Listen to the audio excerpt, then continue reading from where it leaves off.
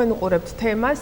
დღევანდელი ჩვენი გადაცემის მოსმენა შეგიძლიათ ასევე რადიო ჰარმონიის ეთერში FM 105-ზე. ჩვენ ვაგრძელებთ წინასაარჩევნოდ მაჟორიტარი კანდიდატების წარდგენას. დღევანდელი ჩვენი გადაცემის მთავარი სტუმარი გახავთ ბექა ბასილაია, ნაციონალური მოძრაობის წარმომადგენელი, მაჟორიტარი კანდიდატი. აქ სტუდიაში იმყოფებიან მისი გუნდის წევრები.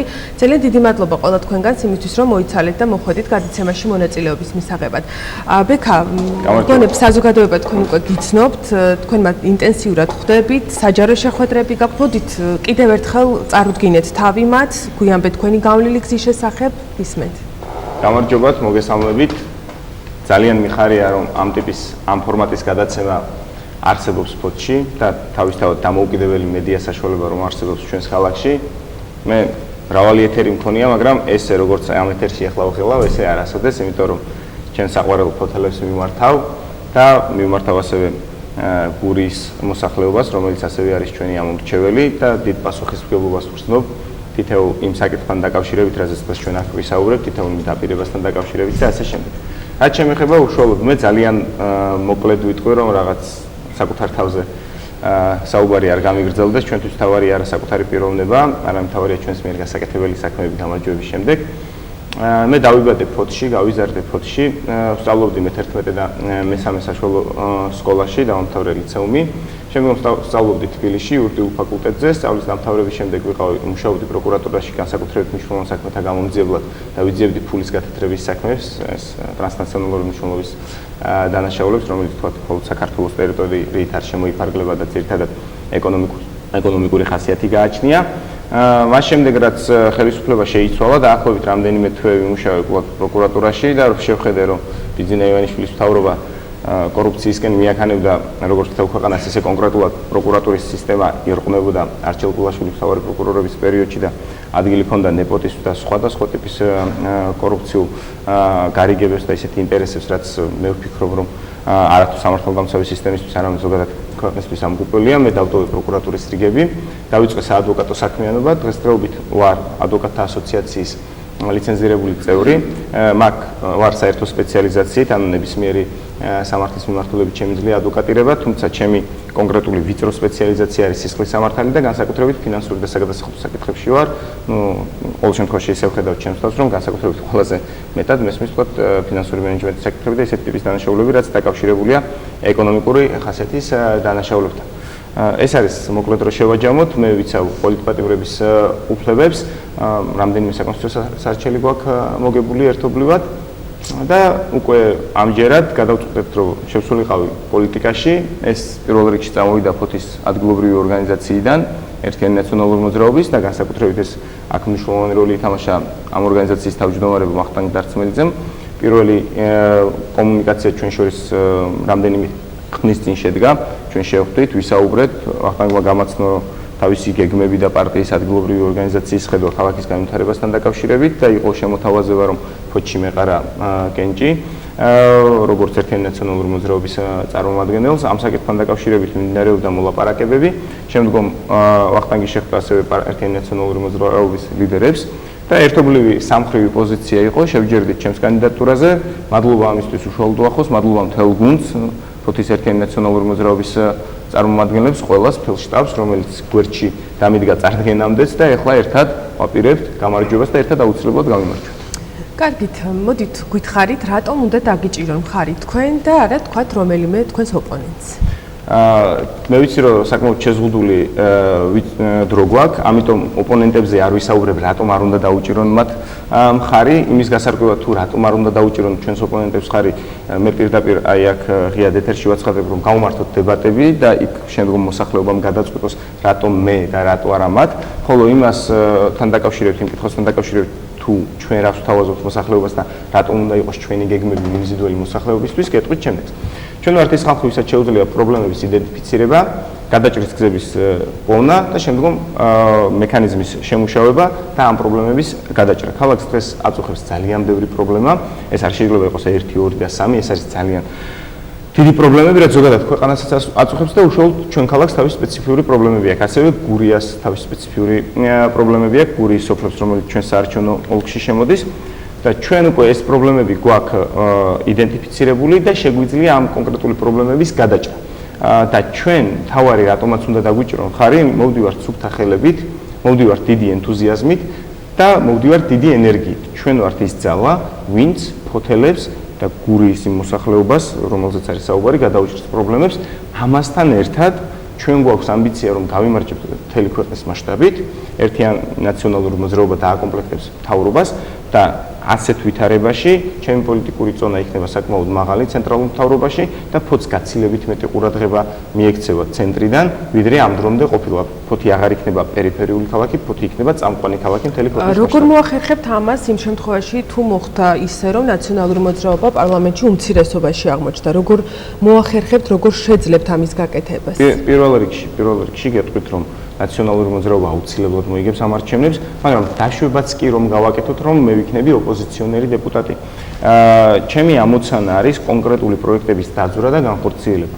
და მე მოვახდენ ამ კონკრეტული პროექტების ადვოკატირებას, როგორც ადგილობრივ დონეზე, ისე ცენტრალური მთავრობის წინაშე. და ამ შემთხვევაში ჩემს პოლიტიკურ კუთვნილებას არ იქნება არსებითი მნიშვნელობა, ჩვენ მაქსიმალურად მოვახდენთ მხარდამჭერას იმ პროექტების, რაც ქალაქს სჭირდება და რაც ქალაქისთვის არის სასიცოცხლოდ მნიშვნელოვანი. და ვერც ერთი ძალა, თუნდაც ისეთი ბრუტალური ძალა, როგორც არის თქვა ქართული ოცნება, ვერ აღუდგება ჩვენს კანონიერ და სამართლიან მოთხოვნებს, რამდენადაც ჩვენს უკან იქნება ხალხის მხარდაჭერა და ხალხის მხარდაჭერის რეალიზება საბოლოო ჯამში უნდა აისახოს გაკეთებულ საქმეში. და ამ საქმეებს წინ თუნდაც ჩვენ ოპოზიციაში რომ მე ესეთ შესაძლებლობას არ უშუქ, მაგრამ თეორიულად რომ ვიმსჯელოთ, ასეთ შემთხვევაშიც კი რო დავსვამ საკითხს, რომ თქვა უნდა მოწესრიგდეს ანიაღროს სისტემა. რას მეტყვიან, რომ არა, კონკრეტულ პროექტს რო დავდეთ და ფინანსების წყაროების კონკრეტულს რომ მოვიძიებთ და რომ მივუხდეთ ბიუჯეტის ამ და მუხლიდან უნდა წავიდეს ეს და ეს თანხები. თუ გვეტყვიან არა, მაშინ რა წავიდეს მათ პრემიებში, წავიდეს იმ კორუფციულ სქემებში, რაც დღეს ხორციელდება, დღეს რომ არის უმრავლესობის წარმომადგენელი დეპუტატი. ხო არაფერი არ კეთდება ქალაქში, ყველა ვხედავთ და ერთეულები მდიდრდებიან, ხო, მათ შორის დღევანდელი დეპუტატი, ხო, ამაზე მთელი ქალაქი საუბრობს ის კორუფციულ ინტერესებს. ანუ ის რომ უმრავლესობის წევრი დღევანდელი დეპუტატი ყავს ქალაქს, ეს ამ ქალაქისთვის სახეირო კი არა, დიდი ამ წლების მანძილზე არის საზიანი. და ჩემ შემთხვევაში მე ჩემი ოჯახიდან გამომდინარე, ჩემი პიროვნებიდან გამომდინარე, განმიგზიდან გამომდინარე, იმის პირობას ვდებ, რომ ჩემთვის ქალაქის პრიორიტეტები იქნება უმნიშვნელოვანესი და ჩემი პირადი თქვა რაღაც ფინანსური ან მერკანტილური ინტერესები პოლიტიკაში არ იარსებებს. დიდი მადლობა. როგორც უკვე გითხარით, ჩვენ სტუდიაში მყოფებიან ბექას მხარდამჭერები, გუნდის წევრები, ჩვენ საშუალება გვაქვს მოვუსმინოთ მათ, რას გვეტყვიან ბექას შესახებ, რატო უნდა დაუჭირონ მათ ამ მომრჩევლებმა მხარი. ბატონო ვახტანგ, თქვენი დავიწყებ, ვახტანგ დარცმელიძე, ნაციონალური მოძრაობის საქალაქო ორგანიზაციის თავმჯდომარე, გისმენთ ვახტანგ. მოგესალმებით, მივესალმებით მაყურებელს. პირველ რიგში, იმიტომ რომ გასაგებია თვითონ ბეკამაც თქვა რამოდენიმე სიტყვით, მაგრამ მე კიდევ დავაკონკრეტებ, რომ ის არის ნამდვილად გამორჩეული ოჯახის შვილი, ოჯახის ასე ვთქვათ, წარმომადგენელი, ეს არის ფოთელი ადამიანი, განათლებული ადამიანი, მან ძალიან აი ამ ახალგაზრდა ასაკში ძალიან ბევრი დონე გაიარა თავისი კარიერის, ეს არის წარმატებული ადვოკატი, ეს არის ცნობადი სახე, ეს არის ჩვენი პარტიის ახალი სახე და მინდა ვთქვა, რომ ზუსტად ასეთი ადამიანები მიაღწევენ წარმატებას ფოთისთვის, ასევე გურიის მოსახლეობისთვის და აქედან გამომდინარე სხვა კანდიდატებსაც რო დააკვირდე, იმიტომ კი არა რომ რაღაც ნათელი ან ბნელი ჭარბობს სინათლე ჩვენთან, ჭარბობს ენერგია, ჭარბობს ინტელექტი და მეორე მხარეს ჭარბობს უნარობა და უნიათობა და რაღაც სხვა ბეკამისებრა კორუფციული აი ესეთი საკითხები. ჩვენ დარწმუნებული ვართ, რომ ჩვენ აუცილებლად გავიმარჯვებთ და ფოთს და გურიის მოსახლეობას ეკუთვნება ნამდვილად ღირსეული წარმომადგენელი. აქ ზედმეტია საუბარი, მოვიგებთ არ მოვიგებთ, ჩვენ აუცილებლად გავიმარჯვებთ. ამას აჩვენებს ბეკას შეხვედრები, ჩვენი შეხვედრები მთლიანად და მოსახლეობა ნამდვილად გააკეთებს სწორ არჩევანს. და რაც შეეხება მომავალ გეგმებს კიდევ ბეკა კიდევ ვისაუბრებს, თუ გვექნება დრო, რა თქმა უნდა, და ჩვენი მეგობრებიც ისაუბრებენ, თუ რატომ უნდა დაუჭიროთ ბეკა ბასილაიას მხარი და არა სხვა კანდიდატებს. დიდი მადლობა. ჩვენ სტუდიაში მყოფება ქალბატონი თამარი, იგი გახავთ გურიიდან. ქალბატონი თამარი, თქვენ რას ეტყვით? შეგძლიათ მიმართოთ მოგესალმებით, მივესალმებით ელემაყურებელს. ბეკა არის ჯანსაღი საქართველოს მომავალი, რომელმაც უნდა შეძლოს და გადაჭრას ის პრობლემები, რომელიც მემკვიდრეობით რაც ერგო საბჭოთა კავშირის დაშლის შემდეგ საქართველოს და შემდეგ ნაციონალურმა მოძრაობამ რაც გააკეთა და რაც დაინგრა და იმ ნიშნულს დაბლა არის ეხლა ჩამოსული ეს ყველაფერი ერთად უნდა შეძლოს ბექამ და როგორმე ისევე დაუბრუნოს ადამიანებს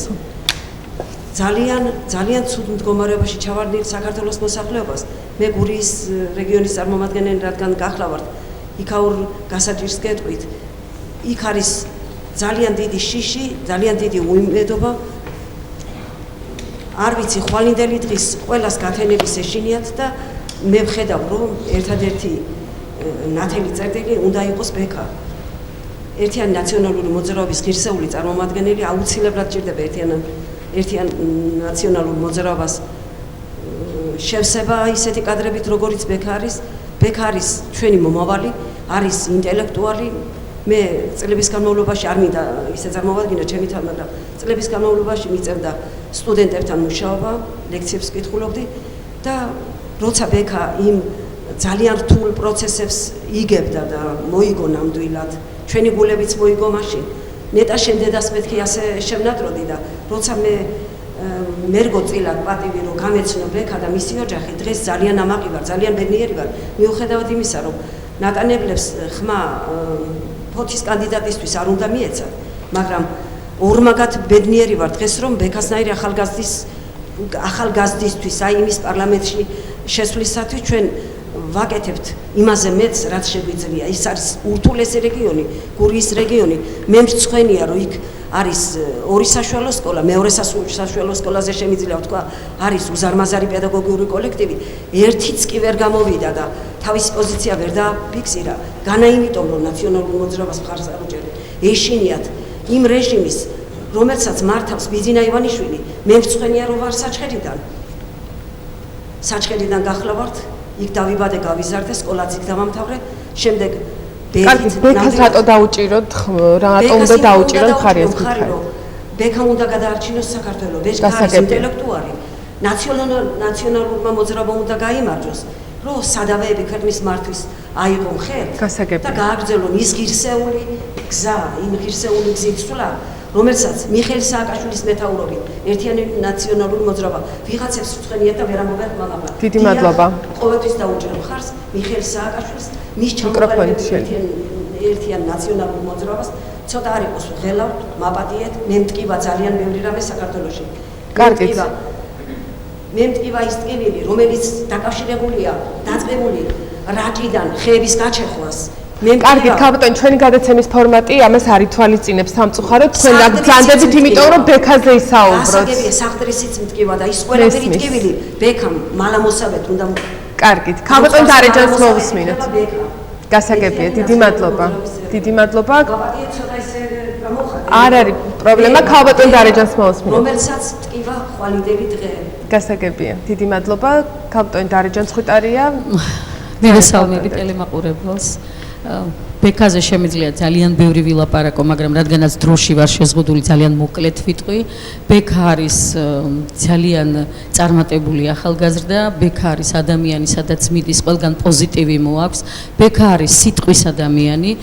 სიტყვას, როდესაც აქვს ძალიან დიდი ფასი, მას შეუძლია სიტყვა საქმეთ აქციოს, ის ცრუ დაპირებებს არ იძლევა, რასაც დაპირდება ადამიანებს, აუცილებლად აღასრულებს. ბექა არის ჩვენი ქალაქის ნათელი მომავალი და ამიტომ მოუწოდებ ფოთელებს, რომ ჩვენ გვაქვს დღეს უნიკალური შანსი ბექას სახით, რომ ამ ქალაქს ყავდეს პატრონი და ის ბნელეთი აქციოს ნათლად. ამიტომ მე მივმართავ ფოთელებს ბექას დაუჭირონ მხარი, თუ გვინდა რომ ეს ქალაქი წინ წავიდეს, თუ გვინდა რომ ნათელი მომავალი კონდეს, ეს შეუძლია ბექა ბასილაიას. დიდი მადლობა, ქალბატონი შორენა, ბრძანეთ. თუ გვინდა ჩვენი ქვეყნის წინსვლა, ჩვენი ქალაქის აღშენებულობა გურიის რეგიონთან ერთად, მაშინ ჩვენ წარმომადგენელს მაჟორიტარ კანდიდატს ბექა ბასილაიას უნდა დაუჭიროთ მხარი. სუფთა ახალგაზრდა და ენერგიულ ახალგაზრდას, რომლის იმედი მგონი ყველას უნდა გქონდეს. დიდი მადლობა, ქალბატონი ნინო დვალიშვილი, პედაგოგი, ბრძანეთ ქალბატონი. მივესალმები ფოთელებს, სვირფასო ფოთელებო მინდა მოგმართოთ ვისარგებლო ამ ეთერის საშუალებით და მოგიწოდოთ და გთხოვოთ რომ ხარი დავუჭიროთ ბექა ბასილაიას, მე ხმას ვაძლევ ბექა ბასილაიას. არა იმიტომ რომ ის არის ნაციონალური მოძრაობის კანდიდატი, არამედ იმიტომ რომ ის იქნება ყველას დეპუტატის იმაში პარლამენტში, ყველა განურჩევლად, ესე იგი პარტიული კუთვნილებისა, ის იზრუნებს მთელ ქალაქზე. ის არ იქნება დეპუტატი, რომელიც მოითხოვს წითელი ხალიჩის გაშლას თეატრში შესასვლელად. ის არ იქნება დეპუტატი, რომელიც მოითხოვს რევერანსების გაკეთებას და უამრავი სხვადასხვა მავნე მანკიერი რაღაცების მოთხოვნას ქალაქელებისთვის. ის იქნება დეპუტატი, რომელიც გაიზიარებს ყველას სადკივარს, გულთან ახლოს მიიტანს ფოთელების ტკივილს და არა მხოლოდ გულთან ახლოს მიიტანს, მოუძებნის მას გადაჭრის გზებს და ყველა იმ პრობლემას, რომელიც ფოთელებს აწუხებს, თავის გუნდთან ერთად შეძდება ყველანაირად გადაჭრას და გააკეთოს ისე, რაც ფოთელებისთვის იქნება სასარგებლო. აგრეთვე მინდა პირადად მოუწოდო ერთ ფენას საზოგადოების, რომელსაც ქვია პედაგოგები, ყველაზე ძვირფასი ფენა ამ საზოგადოების. ბექა არის პედაგოგის ოჯახიდან, ბექას დედა გახლავთ პედაგოგი ქალბატონი, ამიტომ ბექამ ყველაზე კარგად იცის ის ტკივილი, ის საწუხარი, რაც აწუხებს პედაგოგიურ საზოგადოებას. ამიტომ მე ძალიან ვთხოვ ჩვენი ქალაქის პედაგოგიურ საზოგადოებას გაითვალისწინონ ის, რომ ბექა არის ძალიან წარმატებული ახალგაზრდა, ის არის მესამე საჯარო სკოლის კურსდამთავრებული, მე ვიყავი მისი პედაგოგი და ამიტომ მე შემიძლია მთელი პასუხისმგებლობით ვთქვა და ვინც მიცნობს ალბათ კარგად იცის, რომ პასუხისმგებლობით როცა ვამბობ რაღაცას, ეს არის სრული პასუხისმგებლობა, რომ ის იქნება კანდიდატი, რომელიც ფოთის საქმეს, ფოთის ნათელ აწმყოს და ნათელ მომავალს მოაახლოვებს. მადლობთ. დიდი მადლობა. კიდევ ერთი სტუმარი გურიიდან, ბატონი ბიჭიკო, ბრძანეთ ბატონო ბიჭიკო, რატო უჭერთ ბექა ბასილაიას მხარს? მივესალმები სრულიად საქართველოს. მე ბექას უჭერ მხარი იმისათვის, რომ წინამთავრობამ ვერ დაგონახა ვერაფერი, რომ ჩვენ სოფელში გაკეთებული. ჩვენ სოფელში არ არის გზა, არ არის წყალი. თქვენ ბრძანდებით სოფელ ღმაღელედან. სოფელ ღმაღელედან, დიახ. დიახ. არ არის გზა, არ არის წყალი. წინა დეპუტატმა მარტო ხმები წაიღო ღმაღელიდან წინაარჩევნებზე და მის შემდეგ სოფელს არ უნახავს. ამიტომ ჩვენ გვჯერა ბექას, რომ ის ჩვენ სოფელს მარტო სოფელზე კი არა, ლაპარაკობთ მთლიანად საქართველოს დაუდგება გვერდით. და ამიტომ მოუწოდებ ჩემს სოფლელებს, ფოთელებს და ყველა, რომელიც აი ამ საარჩევნო ოლქში შემოდის, აუჭირო მხარი ბექა ბასილაიას. დიდი მადლობა. მარტინ ღამბარაშვილია ჩვენი სტუდიის სტუმარი. რას გვეტყვით, რატო უნდა დაუჭირონ მხარი ბექას? გისმენთ. მოგესალმებით ყველას.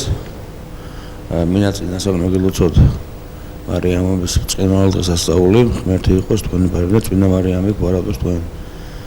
ბატონებო, ახალგაზრდა პიროვნება ბრძანდება, როგორც ჩვენ და მაყურებელმა მოვისმინეთ მისი წარსული, მისი შემართებით, აქ ქალბატონები ბრძანდებიან პედაგოგები, რომლებმაც იციან ბექას ის ბავშვობიდან მოყოლებული დღემდე თუ როგორი სუფთა ადამიანია ცხოვრებაში, თან გვარიც ხელს უწყობს დიდი ბასილაიას რაღაცნაირად ალექსანდრეს ალბათ და მე როგორც მსახიობი და ამ ქალაქის ხელოვნების მუშაკი დარწმუნებული ვარ, რომ ძალიან ბევრ ლამაზ და მადლიერ საქმეს გააკეთებ მომავალი თაობისთვის.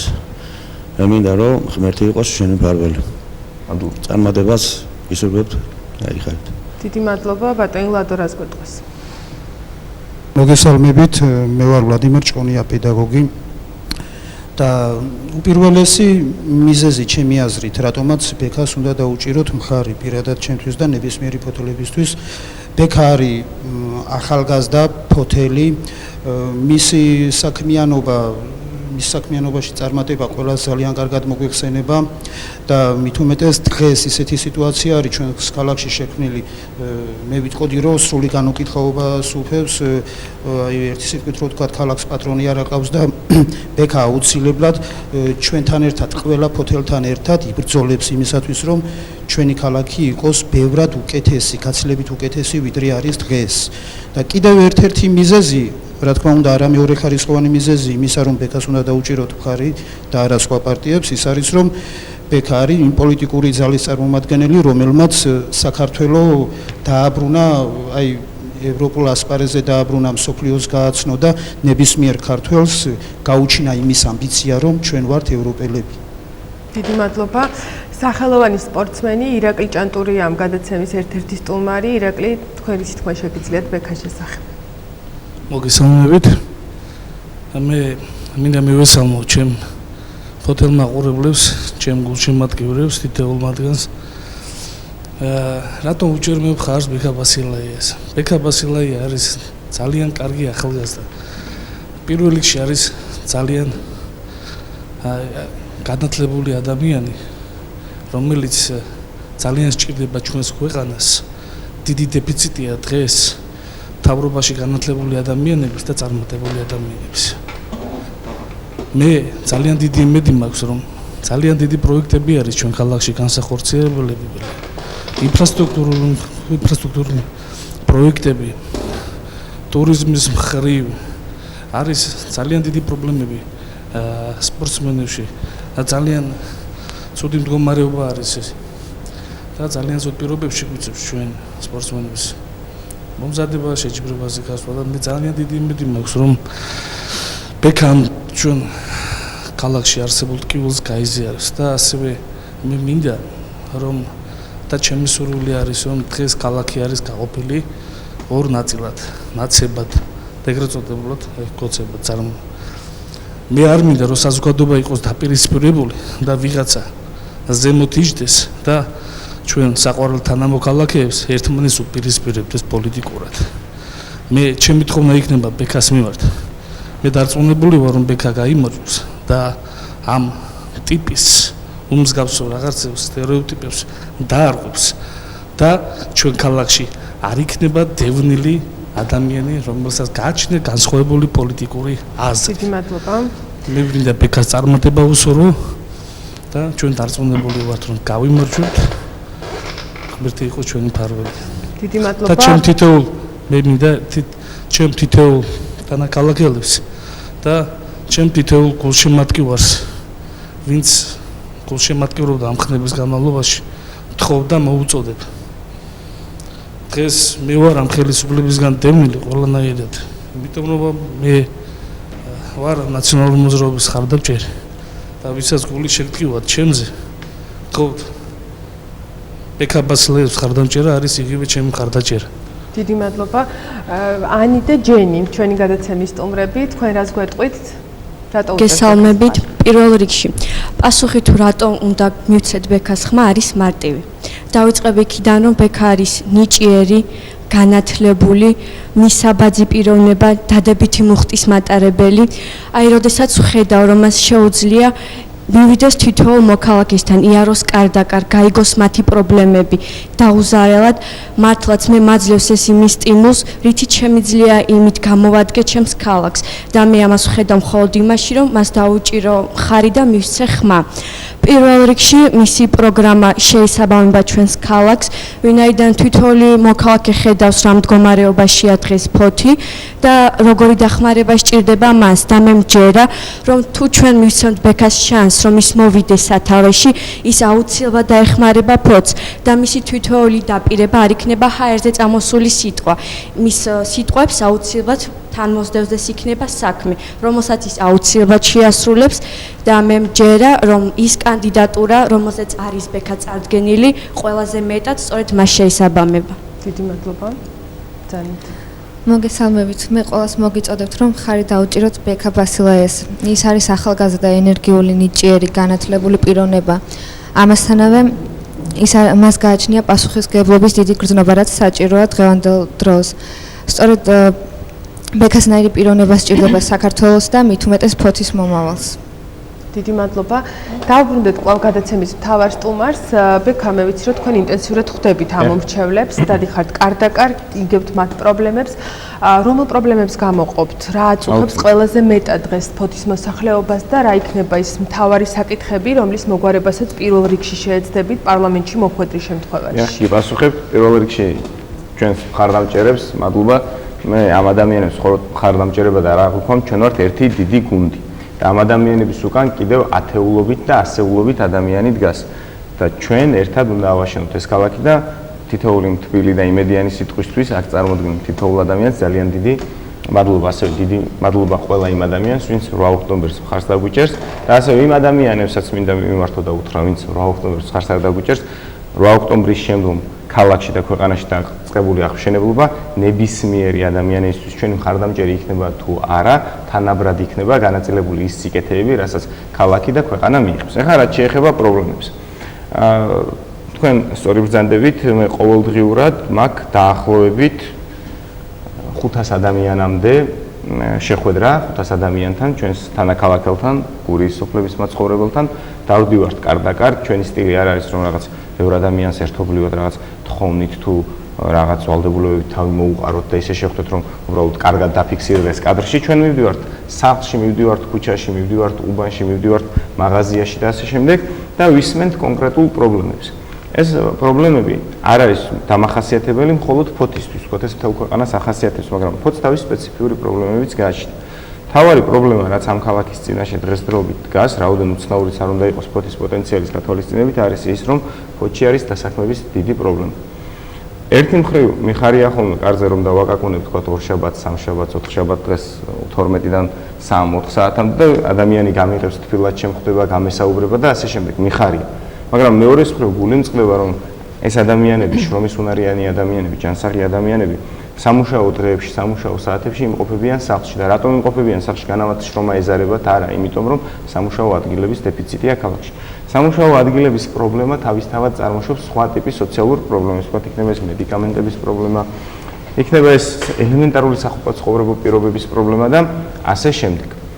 ანუ ჩვენი მთავარი ამოცანა, მას შემდეგ რაც გავიმარჯვებთ, უნდა იყოს და აუცილებლად იქნება დასაქმების პრობლემის გადაჭრა.